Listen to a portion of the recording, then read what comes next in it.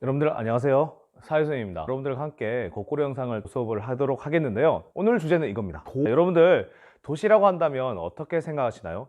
사람들 많이 사는 곳, 그리고 차들도 많은 곳, 아파트도 많고 빌딩도 많은 곳, 이렇게 여러분들 그림을 여러 가지로 그릴 수가 있겠지만 엄밀하게 얘기하면 도시의 의미는 따로 정해져 있습니다. 자, 그리고 도시는 이런 의미를 가진 도시는 어떤 기능까지 하는지 여러분들하고 한번 살펴보도록 하겠습니다. 도시의 의미입니다. 여러분들 촌락과 더불어 우리가 생각하는 농촌이나 어촌이나 이런 것과 같이 사람들이 살고 있는 곳을 얘기합니다. 자, 촌락과 함께 사람들이 거주하는 곳을 도시라고 합니다. 엄밀하게 얘기하면 도시는 사람들이 사는 곳을 도시라고 하는 거예요.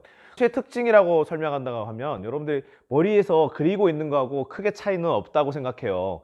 첫 번째로 높은 인구 밀도, 즉 같은 면적의 공간이라고 하더라도 사람들이 얼마나 살고 있느냐에 따라서 밀도가 낮거나 높을 수 있습니다. 즉 여러분들이 같은 교실에 있더라도 1학년, 2학년, 3학년들이 인구 밀도가 다 다릅니다. 왜냐고요? 같은 면적인데 학생 수가 다르기 때문이죠. 이걸 지역이나 도시에도 해당시킬 수 있죠. 그 다음에 집약적인 토지 이용입니다. 자, 사람들이 도시에는 많이 살다 보니까 사람들이 거주할 곳, 사람들이 일해야 될 곳, 사람들이 문화생활을 즐겨야 할 곳, 이런 등등의 이유로 건물이 많이 세워져 있을 겁니다. 그리고 사람들이 많은 토지들을 같은 면적당 많은 곳의 토지들을 사용하고 있을 거예요. 그 얘기를 하는 겁니다. 집약적 토지 이용. 그 다음에 2차와 3차 산업에 종사하는 사람들을 또 많이 볼 수 있습니다. 2차 산업 같은 경우에는요, 우리가 알고 있는 생산품들을 만들어내는 곳입니다. 2차 산업은 우리가 인공적으로 공산품을 만들어내는 것을 자, 그 다음에 3차 산업은 많은 사람들이 이용하는 서비스 산업과 관련이 됩니다. 즉 2차 산업으로 인해 만들어진 생산품을 사고 파는 행위와 그걸 이용해서 많은 사람들에게 활용하거나 혜택을 줄 수 있는, 물론 이제 돈을 받겠지만 그런 산업들을 3차 산업이라고 합니다. 자, 그래서 이런 산업에 종사하는 사람들이 많습니다. 자, 그다음에 도시의 기능입니다. 자, 도시의 기능은 뭔가 누릴 수 있는 것들이 많아요. 생활 편의 시설과 각종 기능이 집중되어 있어서 많은 사람들이 주변에서 거주합니다. 그래서 지역의 다양한 상품과 서비스를 제공하는 중심지 역할도 하고 있습니다. 그리고 뭐 예를 들면 아프면 어디 가? 병원 가야 돼. 현기증.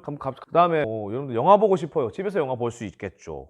하지만 많은 사람들과 영화를 본다는 것도 좀 다른 느낌을 가져올 수도 있겠죠. 그런 얘기를 드리는 겁니다. 자, 그다음에 사람들이 많이 모이는 곳에 있기 때문에 각종 행정 서비스, 경제 관련 은행 서비스 이런 것들도 누릴 수 있는 곳이 도시의 기능이라고 할 수 있습니다. 그러면 도시가 어떻게 형성되고 발달되는지도 우리가 공부해 봐야겠죠. 자, 일단 도시는 이런 상황에서 발전될 수 있습니다. 정치, 경제, 산업, 그리고 교통의 중심지에 발달돼 있습니다. 그러니까 즉 사람들이 많이 모일 수 있는 유인가가 있는 곳에 도시가 발달하는 거예요. 결국에는 사람들이 왜 모일까라는 생각을 해보시면 될 것 같아요. 그런 곳이 아니더라도 새로운 자원이 개발된 곳이나 종교나 문화의 중심지가 되는 곳도 도시로 발전할 수 있습니다. 이것도 마찬가지예요.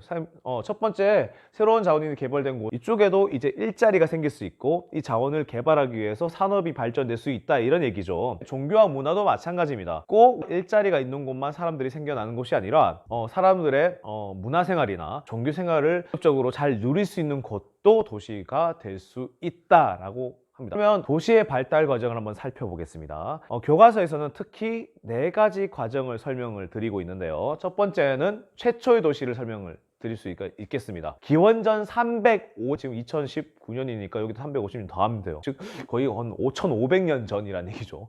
까마득합니다 진짜. 여러분들 밥을 먹어도 이 정도 먹으면은 몇 그릇을 먹었을까요? 농업에 유리한 조건을 갖춘 문명 발상지에서 발달합니다. 특히 많은 강이 흐르거나 그리고 주변의 그 강들로 인해서 농사에 많은 토지를 활용할 수 있는 곳에 사람들이 거주하게 되겠죠. 그다음에 중세입니다. 사람들의 역사가 발전하면서 경제가 발전하면서 특히 상업이 발달합니다. 물건을 사고 파는 걸 얘기하는 거죠.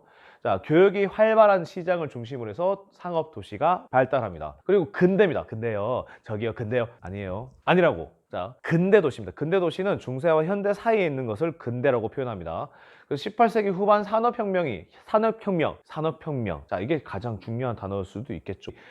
저번에도 인구 이동이나 인구 발달 이런 것들을 얘기할 때도 산업화 또는 산업혁명이 중요한 개념 중에 하나라고 얘기했어요. 그 기점으로 확 달라지니까요. 도시도 마찬가지입니다. 산업혁명이 전개되면서 석탄 산지를 중심으로 해서 공업 도시가 발달합니다.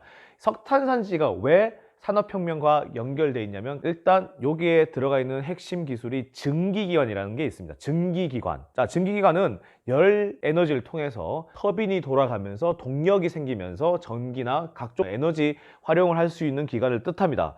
초창기에 그런 기관을 만들었던 것들은 대체적으로 증기관인데요. 증기관에 활용됐던 연료는요, 요즘에는 뭐 핵발전소도 있고 수력발전소도 있고 태양광 발전소, 뭐 태양열 발전소 이런 것들도 있지만, 이때는 석탄을 불을 떼어서 열로 인해서 만들어진 증기기관을 활용했습니다. 석탄이 많이 나는 곳에 공업도시가 발달할 수밖에 없었던 거예요. 네 번째, 현대도시입니다. 이제 현대도시에는 공업도시들이 많이 발전을 합니다. 근데 그것만 있는 것이 아닙니다. 요즘에는 4차 산업이라고 얘기하죠. 첨단 산업이 발달하게 됩니다. 그리고 서비스, 교육, 문화, 여러 기능을 수행할 수 있고 사람들이 활용할 수 있고 누릴 수 있는 도시들이 발달합니다. 자, 그래서 최초의 도시, 중세도시, 근대도시, 현대도시까지 설명드렸습니다. 도시의 의미와 기능과 도시 발달 과정에 대해서 설명드렸습니다. 감사합니다.